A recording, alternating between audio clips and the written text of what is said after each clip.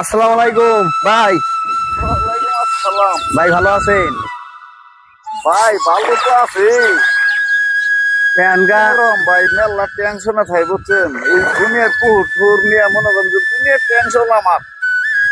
কথা হইলো, আমি আইলাম মাদারগঞ্জ থেকে। তো আপনার কাছে খালি ওই যে ফেসবুকে ইউটিউবে দেখি আপনি মাছ চাষ করেন, মাছ ময়মনসিং পাঠান।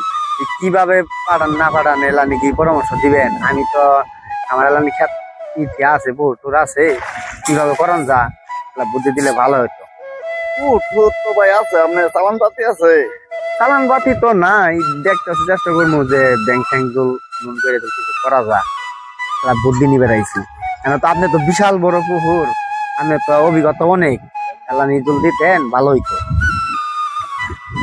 ভাই শোনেন, বাপের 5 কাঠা জমি ভাগে পাইছিলাম বুঝছেন।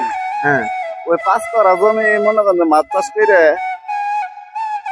পরে লাখ 2 টাকা পেয়েছিলাম। অন্তরে মনে করেন যে আমার মাছের নেশাটা মানে খুব বড় হয়ে গেল। যার মধ্যে কি আছে আমি দেখে ছেড়ে দিব। তো তখন কইলাম যে বাড়ির কাছে মনে করেন যে একটা পুকুরের লিস্ট দেবো। হ্যাঁ, ওই সময় মাছে টিয়া নাই, ওর 5 লক্ষ টাকা লোন করলাম।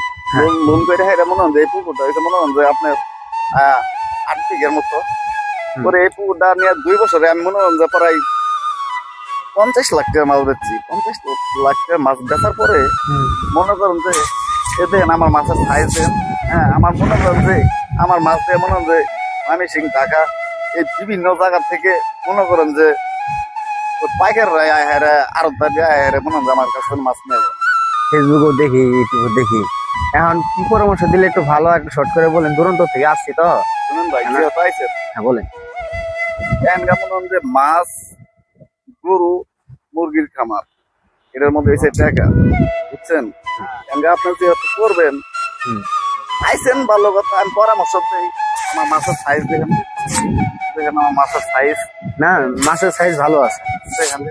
কেন আপনি আইসেন, আপনার তো মনে করেন যে আপনি আবার করবেন যে ভাই আপনি এলাকায় গুড়ি লাল লবেন আর আমরা না খাই মরবো, বুঝলেন নাই। হম হম। এখন জল এলানি পরামর্শ জল দিতেন ভালো হইতো। এ দেখেন, এই 3 বস্তা খাবার খাইলো এই সকালে। আপনার রায় কত ব্যয় কত? আমার 1 বস্তা খাবার দাম 4,000 টাকা বুঝছেন। 12,000 টাকা খাবার খাইলো, আবার দুপুরে খাবো 12,000 টাকার খাবার। আমি ছোট খাটো এলানি ই করতাম তো, আপনি বিশাল বড় চাষ করেন, আমার তো ওরম সম্ভব আপনি না। খেত কত মতো কিন্তু করবো না এখনো, কিন্তু এখনো মনে করেন যে কিন্তু এই পুকুরে মনে করেন যে আমার আপনার কম করে হলো আপনার 20 ফিট পানি আছে, 20 ফিট গভীর লাগবে। আপনি খেত খামারের মধ্যে করবেন, খেত খামারের মধ্যে করলে কিন্তু হবো না। এ দেখেন ভাই, আমাদের খাদ্যগুলোর সাইজ দেন, দেখেন কি খাদ্য আমার বস্তার মধ্যে লেখা আছে, কি খাদ্য দেখেন, দেখছেন। তেলাপিয়ার খাদ্য। আপনি আজে বাজে খাদ্য খাওয়াবেন, খাওয়ানোর পরে তো মনে করেন যে মাছ বড় হবো না, হয়তো মাছের কোনো সমস্যা হবো ভাই। বিভিন্ন মানে অনেক টাকা পয়সার কারবার এগুলা। আচ্ছা, ছোট খাটো একটা বুদ্ধি দেন, দেন চলে ফিরে যেন খাইতে পারি। ছোট খাটো একটা পুকুর নিয়ে যেন চলতে পারি। আমি তো ফেসবুকে ইউটিউবে দেখি অনেক নাম করা মাছ চাষ গেলা, এখন তো আপনি কেউই চিনে না।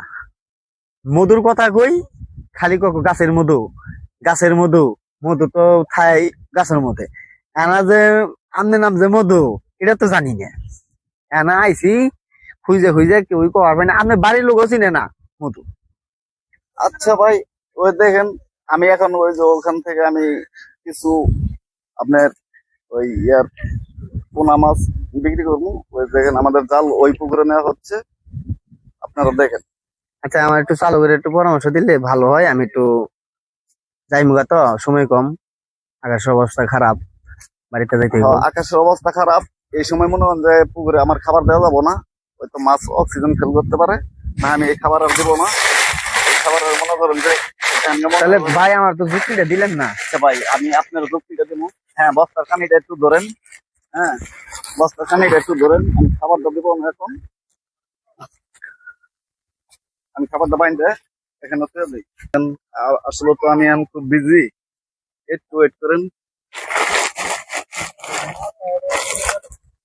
আমি ওই পুকুরে মনে হয় যে আমার ওই পুকুরে মাছের বয়স হয়ে যায় যে 20-25 দিন।